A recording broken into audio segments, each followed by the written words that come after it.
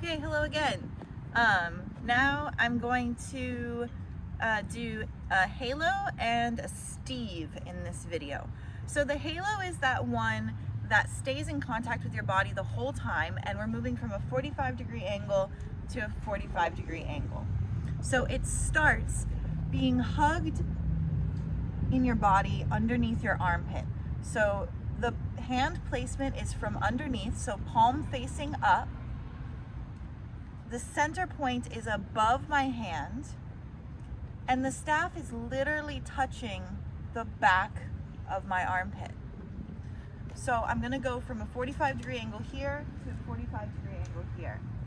So I'm going to rotate it up. You can catch it with the opposite hand,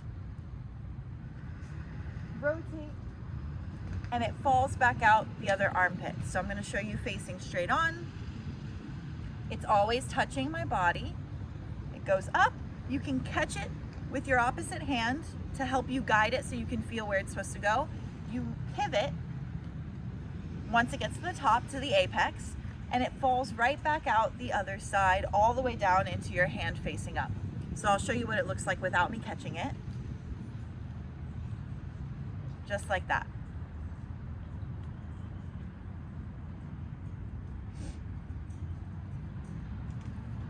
That was a little sloppy, but you get it. So that's the halo. That's the middle point of a lot of moves. So you're gonna wanna get comfortable with that space. Just like that. That goes into the halo prayer that I started teaching a little bit, where it goes up and then I meet it with my prayer hands, push out and turn. And that's a continuous halo prayer. I know that one's a little tricky, but we can work on it. Cool. So the next one is the Steve.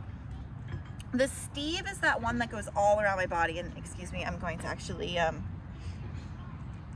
take my scarf off because that'll make it easier. So it starts with an underhand grip.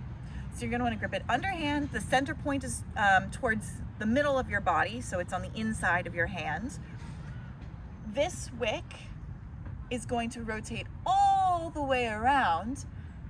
Once it's almost behind my head, I'm going to let go, and the staff is going to start rolling down my arm into this trap right here in my neck. So underhand, this wick turns all the way around. Once it passes my head, it rolls into my neck. Underhand, roll, roll, roll into my neck. Now, the second half of that is that horizontal neck wrap that we practiced in the beginning, and then it comes right back out. I know that was a little fast. The second half is horizontal neck wrap, then you bring your arm up, and it rotates around. So the arm pattern is basically kind of like this. So I'm rotating it, the staff rolls, and then it comes back out. So it's this circle space. So the full Steve looks like this.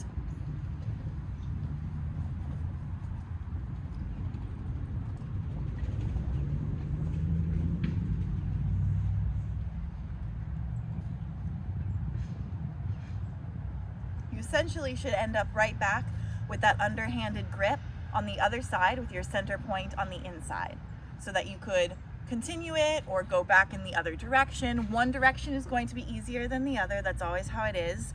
So figure out which one's easier for you. Practice that one, practice the harder one.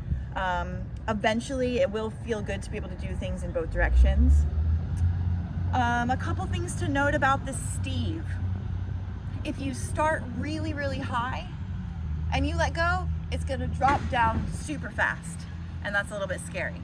If you start too low, when I bring the wick around, it's going to hit my head.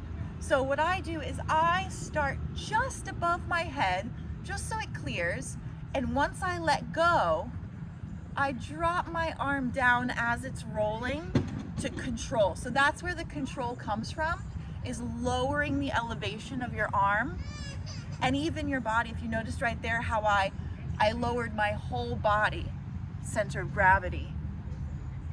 And that leads into a little bit of your dancing with it.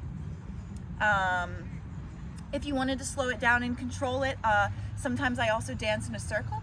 So once it comes into my armpit, I can go in a circle and then do my horizontal neck wrap into the other side, and that will also slow it down and allow you to almost adjust it a little bit if you feel like the center point is off. So let me see if I can do that. If the center point's a little off, and I kind of just shimmy it on my shoulders and fix that center point. So that's the halo and the steed.